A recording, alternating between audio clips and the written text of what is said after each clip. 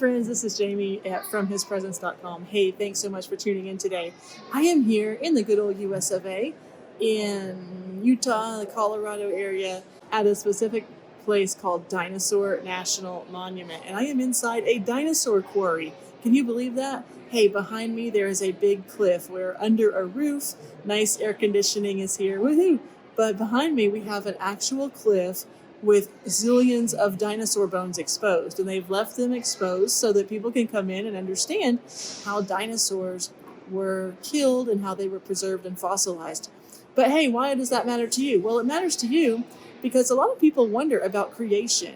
And they say, well, if God created the earth 6,000 years ago, which is approximately the timeline back to the creation of man that we read about in Genesis, then how on earth did dinosaurs happen? How on earth did fossils happen? How did the Ice Age happen? How did all this stuff happen? And so a lot of people question the fact that God made the earth because these things don't seem to line up. But what we don't understand sometimes is that Genesis 1:1 and Genesis 1:2 describe two very different worlds, okay? In the beginning, God created the heaven and the earth. That's Genesis 1:1. And when God created something, it says that he made it perfect. He made it exactly like he wanted it to be. But then Genesis 1:2 says that the earth was without form and void, and darkness was on the face of the deep. What does that mean, and how did it get that way? Because we read in Isaiah 45 that God did not actually create the earth to be void, okay? When you look at the Hebrew words, there are two words there for without form and void, and they are bohu and tohu. Hey, they rhyme, right? Bohu and tohu.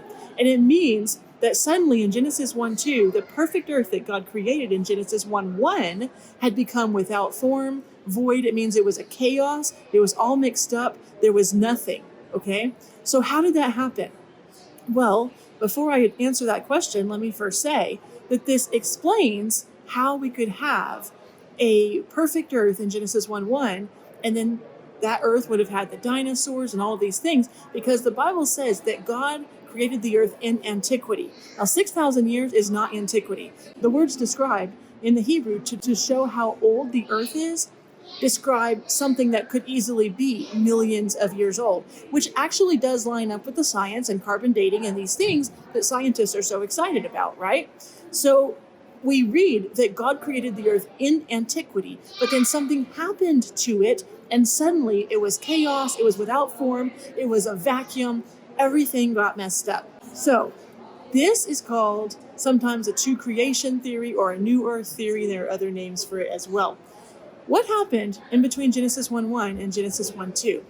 Personally, I believe that what happened is what Jesus described when he said, I saw Satan fall like lightning. We read about it also in Ezekiel, that Satan in heaven rebelled, and God cast him and a third of the angels out of heaven. And we read that Satan fell like lightning. Well, you know what? We know what happened that scientists believe ended the age of the dinosaurs? Something that fell like lightning, they call it a meteor, but something that fell like lightning and hit the ocean right around the Yucatan Peninsula in Mexico. Now, get me on this. The Yucatan Peninsula was the home of the Aztec culture, which was a culture of Satan worshipers, okay? It was one of the most vile, most inhumane cultures where they regularly sacrificed humans en masse to their satanic gods, okay? I personally believe that the meteor, the thing that fell like lightning out of heaven, which Jesus describes that he saw Satan fall like lightning out of heaven, I believe that Satan hit in the Yucatan Peninsula. I believe that that was the meteor.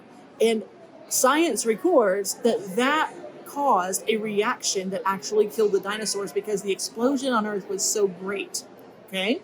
That then triggered the Ice Age, and then we go on and on. But when that explosion happened, it could have very easily caused the Earth to be without form and void, okay? We could have easily caused, and I don't know all the exact details, of course. Nobody knows except God.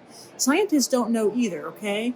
But that event could have caused a perfect created Earth to become without form and void, and then God had to recreate it. Remember that when God created the Garden of Eden, Satan was already on the earth. And the Garden of Eden was recorded at the first part of the creation of this world that we know. So there are lots of unanswered questions, but if you read there in the Hebrew and you read what the Bible says about how God first created the earth perfect, then something happened to it and the whole earth was destroyed and he had to recreate the entire planet, and you understand that somewhere in between the first and second creations, Satan fell from heaven and hit the earth, then we can see, hey, there's some things that happened that could explain the whole thing, and yes, still show us that God created everything, but also answers the questions of science. Hey, I hope that helps you. Check us out some more at FromHisPresence.com. Check out the dino bones that I'll show here on the screen. It's a very cool place. If you're ever here at Dinosaur National Monument, I know you'll be excited to see what God's first Earth could have looked like. Okay?